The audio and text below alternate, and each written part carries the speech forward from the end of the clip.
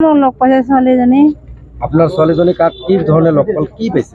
ইনষ্টাগ্ৰামত লগ পাইছে, লগ পাই আহেনে তাৰপিছত হিন্দু পৰিচয় দি আমাৰ বাৰীত আহিছে। আহি আহেনে চাকৰি কথা কি কৰি আহেনে মই আমাৰ ঘৰত মানে আহিছে। আহি আহেনে তাৰপাছত গাঁৱৰ মানুহে কৈছে যে বোলে ডকুমেণ্ট আছে নে নাই। তাৰপিছত আৰু মই আৰু ডকুমেণ্ট মই লৈ আহিম বুলি কৈছে। লৈ আহিম কৰাৰ কথা কয় ন, এসপ্তাহমান পাছত যাম ঘৰত এনেকৈ কৈছে। কোৱাৰ গতিকে মই আৰু কম দে এসপ্তাহ পাছত যাই দে হ'ব দে আনিব এসপ্তাহ পাছত হৈ যাম। তাৰপিছত গাঁৱৰ মানুহে আৰু এতিয়া থানাত কিবা দিয়াৰ কাৰণে মানে পুলিচ আমাৰ বাৰীত গৈছে। পুলিচ গৈ তাৰপাছত আৰু পুলিচটো ধৰি লৈ আহিছে। আহাতে আৰু আমিও আহিছোঁ ইয়াতে। আহি আনে তাৰপিছত এতিয়াহে আচল কথাখিনি কৈছে আৰু কি বোলে মই মুছলিম ল'ৰা হওঁ বুলি কৈছে। আচলতে কিমান দিন আগৰ ঘটনাটো? ছোৱালীৰ লগত দুমাহ হৈছে। তাৰপিছত আপোনাৰ ঘৰত কেতিয়াৰ পৰা অহা হ'ল? এই 2 মাহতে পৰাই আহি আছে, 3 মাহত পিছত গাঁৱৰ মানুহে আটক কৰি কমপ্লেইন কৰিছে, গতাই দিছে। তাৰপিছত কি হ'ল? তাৰপিছত এতিয়া অহাৰ পাছত আৰু সেই দাস পালনতে মুছলিম ল'ৰাটো প্ৰথমে কি নাম পৰিচয় দিছে? ৰিজু চৰকাৰ। ক'ত ঘৰ বুলি কৈছে? গৌৰীপুৰ কিবা কি নাম ৰে? মধু শোলমাৰী। আপোনাৰ ঘৰত নিশাও পঠাইছিল ল'ৰাটোৱে? হা, নিশা ৰাতি আছিল। আপুনি মানে কি হিচাপে তেওঁক থাকিবলৈ দিছিল? থাকিব মানে কি মই এনে ভাবিছো বোলে বেটা বুলি ভাবি আহেনে মানে থাকিবলৈ দিছো। তাৰপিছত আগত চিনাকি নাই। আগত মানে ইনষ্টাগ্ৰামত বেটীটো লগ পাইছে আৰু মেলা চাব গৈছে মোৰ গৰু বেটীটাও গৈছে আৰু ছোট ছোৱালীজন 2জন গৈছে। কি চাকৰি কৰা বুলি কৈছে?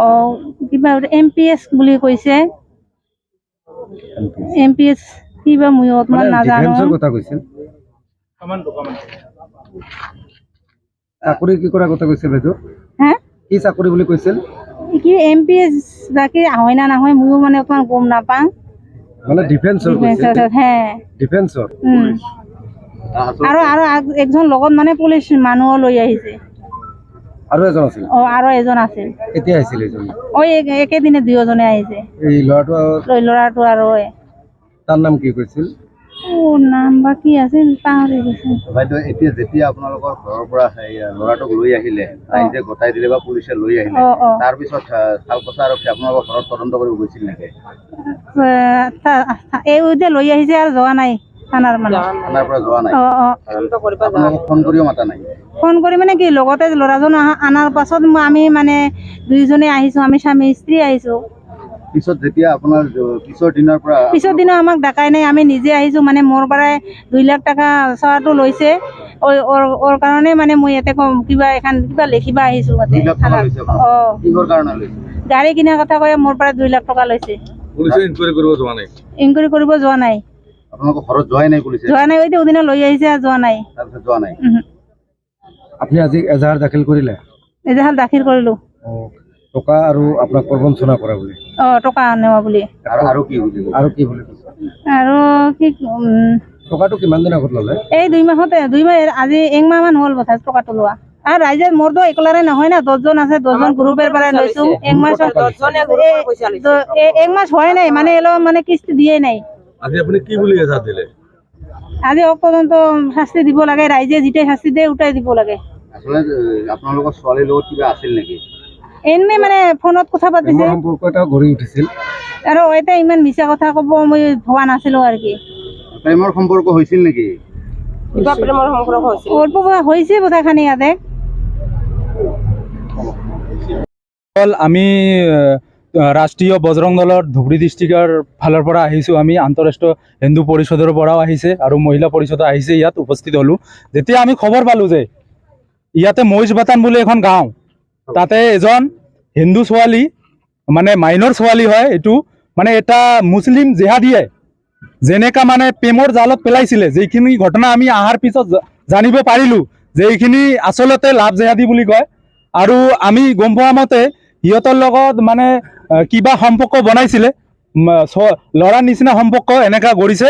আৰু ছোৱালীজনে আৰু মাকেজনে কোৱা মতে যে আমাক আগত এনেকা হিন্দু সম্পৰ্ক মানে নাম জনাইছিলে ৰিজু চৰকাৰ বুলি, আৰু তাৰপিছত 2 মাহ পিছত ৰাইজৰ মানুহে গম পালে যে ইয়াতে কিবা এটা গণ্ডগোল হৈ আছে, যে এইটো ল'ৰাটো মুছলিম মানুহ হ'ব চাগে, এইটোৰ কাৰণে এইটো ভিত্তিত কমপ্লেইন মাৰিছিলে। মাৰাৰ পিছত আমাৰ আৰক্ষী বিষয়ে কি কৰিলে তদন্ত আমি নাজানো, গম পোৱা নাই। মনে হয় ইয়াতে ইনকুৱাৰীও কৰা নাই। আমি জানা মতে ইহঁতৰ ঘৰত যেনেকা CC কেমেৰা লাগিছে 12-14টা মান, এনেকাতো আজি দেখা পালো মই শালখচা পুলিচ ষ্টেচনত আউটপোষ্টত এটাও CC কেমেৰা লগা নাই, যেনেকা ইহঁতে লগাইছে। তেনেহ'লে আমি ভাবিছোঁ ইয়াতে মানে ক্ৰিমিনেল এটা মাইণ্ড ছেটৰ ল'ৰা, যে ৰিজু চৰকাৰ বুলি হিন্দু নাম পৰিচয় দিখিনি তেওঁ ওলালে, যাইখিনি যে এটা কি নাম আছিলে তেওঁৰ মইনুল শেখ বুলি ওলালে।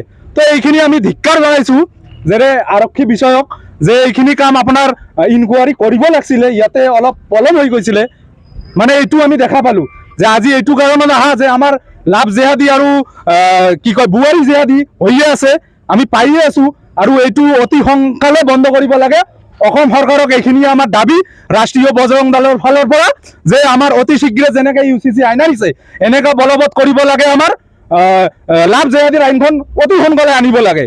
এইখিনি কৈ মোৰ লাভ জেহাদী বন্ধ কৰক, লাভ জেহাদী বন্ধ কৰক, লাভ জেহাদী বন্ধ কৰক,